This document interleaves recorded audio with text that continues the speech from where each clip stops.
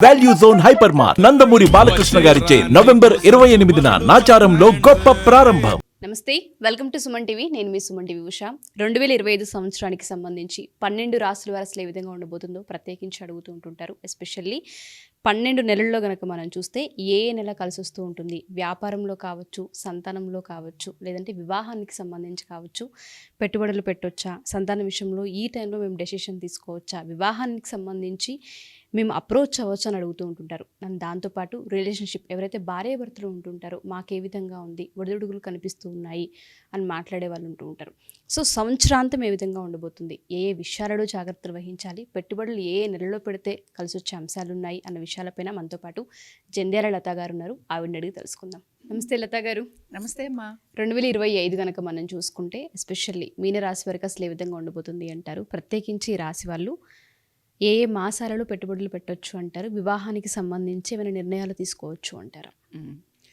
ఇక్కడ మీనరాశి వారికి కూడా ఏల్నాడు సెల్లోనే ఉంటారు కదా. ఒక రకంగా వీళ్ళకి చాలా మార్పులు కనపడుతున్నాయి. మనం మామూలుగా జనవరి అని అనుకున్నా కూడా మధ్యలో మనకి కొన్ని గ్రహాలు మారుతూ ఉంటాయి కనుక ముఖ్యంగా ఈ కంటక శని వాళ్ళు, అర్ధాష్టమ శని వాళ్ళు, ఏల్నాడు శని వాళ్ళు కొంత ఇంట్రెస్ట్ చూపిస్తూ ఉంటారు కనుక అందులో మీనరాశి వారికి చెప్పుకుందాం. ఉద్యోగ ప్రయత్నాలు చేస్తున్నాము, ఉద్యోగంలో మేము మారాలి అని అనుకుంటున్నాము అనే వారందరికీ అద్భుతంగా ఉండబోతోంది. ఖచ్చితంగా ఉద్యోగాలు మారిపోతారు, అసలు మనకి సందేహమే లేదు. అందుకని ఈ ఉద్యోగం ఏదైతే మారతారో ఈ ఉద్యోగంలో భార్యాభర్తలు దూరంగా ఉండే ఉద్యోగాలు వస్తూ ఉంటాయి, ఒక చోట ఉండే ఉద్యోగాలు రావు. అందుకని change of place, change of job, ఇవి రెండూ కూడా ఇన్నెవిటబుల్ అనమాట. కాబట్టి ఫస్ట్ ఆఫ్ ఆల్ ఏల్నాటి శనిలో జరిగే ఒక పెద్ద మార్పు ఉద్యోగస్తులందరికీ ఇదే. ఓకే. రెండోది ఏంటి, ఆర్థికంగా ఏ విధంగా ఉంటుంది? ఆర్థికంగా ఏల్నాటి శనిలో ఉన్నంత మాత్రాన చాలా ఇబ్బంది పడిపోతాము అని చెప్పుకోవడానికి ఏమీ లేదు. ఆర్థికంగా చాలా అనుకూలతగానే ఉంటుంది.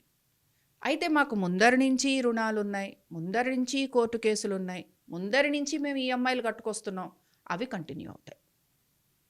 వాటి నుంచి విముక్తి అయితే లేదు. గవర్నమెంట్ సంబంధంగా గవర్నమెంట్ తోటి చేసే పనులు, ఇప్పుడు లా అండ్ ఆర్డర్ అనుకుందాం, ఇలాంటివి ఏవైనా సరే ఇవన్నీ కూడా మీకు కొనసాగుతూ ఉంటాయి. ఇవి ఎక్కడా మీకు బ్రేక్ రాదు. పోలీసుల్ని కలవాల్సి రావచ్చు, కోర్టు మెట్లు ఎక్కాల్సి రావచ్చు, అలాగే రుణాలు తీసుకోవాల్సి రావచ్చు, ఈఎంఐ లాంటివి మీకు కంటిన్యూ అవుతూ ఉంటాయి. అలాగే ఎవరితోనో గొడవ పడ్డామంటే ఆ గొడవలు కూడా కంటిన్యూ అవుతూ ఉంటాయి. కాబట్టి వీటిల్లో మీకు ఎటువంటి మార్పు కనిపించదు. ఓకే. బట్ సంతానపరంగా చక్కటి అభివృద్ధి కనపడుతోంది, సంతానానికి విదేశాలకు వెళ్ళే అవకాశం కనపడుతోంది. అలాగే మీ యొక్క సంతానం గురించి మీరు చాలా ఆనందించే విషయాలు కనపడుతున్నాయి. వాళ్ళకి మీరు వివాహం చేయాలంటే చేసేందుకు అవకాశాలు కనపడుతున్నాయి. ఇలాగ అనేక విషయాలలో మీకు ఆనందదాయకంగా ఉండబోతోంది. ఫైనాన్షియల్ స్టేటస్ కూడా ఈ ఇయర్ కంటే వచ్చే సంవత్సరం బాగుంటుంది. ఓకే. సో 2025లో కొంత ఒడిదుడుకులు అయితే చాలా ఎక్కువగా కనిపిస్తున్నాయని మనం చెప్పొచ్చు. ఒడిదుడుకులు అని చెప్పను, ఏవైతే కంటిన్యూ అవుతున్నాయో వేటి నుంచి మీరు రిలీఫ్ కోరుకుంటున్నారో వాటి నుంచి మీకు రిలీఫ్ రాదు అంటున్నాను.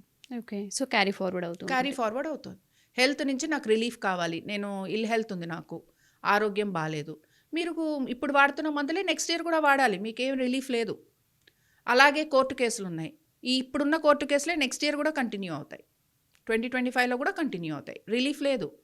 అలాగే మేము ఎవరికైనా పోలీస్ స్టేషన్కి వెళ్ళి సంతకం పెట్టాలి, ఆ సంతకం పెట్టాలి అని అంటే మీకు రిలీఫ్ లేదు.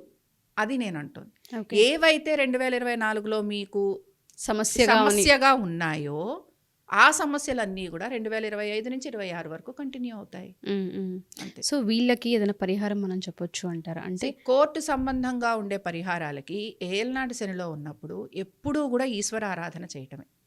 కానీ వీళ్ళు ఏం చేయాలంటే పంచముఖ ఆంజనేయ స్వామిని ఎక్కువగా ఆరాధన చేయాలి. ఇప్పుడు మనకి భూ సంబంధమైన ఇబ్బందులు ఉంటాయి, కోర్టు సంబంధమైన ఇబ్బందులు ఉన్నాయి, లేకపోతే పోలీస్ స్టేషన్లతో ఇబ్బందులు ఉన్నాయి, పోలీస్ స్టేషన్లు, పోలీసులు ఇలాంటివి అనుకుందాం. ఇలాంటి వాళ్ళు సుదర్శన హోమం కానీ నరసింహస్వామి హోమం కానీ చేసుకుంటే అద్భుతమైన ఫలితాలు వస్తాయి. ఓకే. కాబట్టి ఇవి చేసుకోవచ్చు. డెఫినెట్గా. Thank you ma'am. Thank you so much. నమస్తే.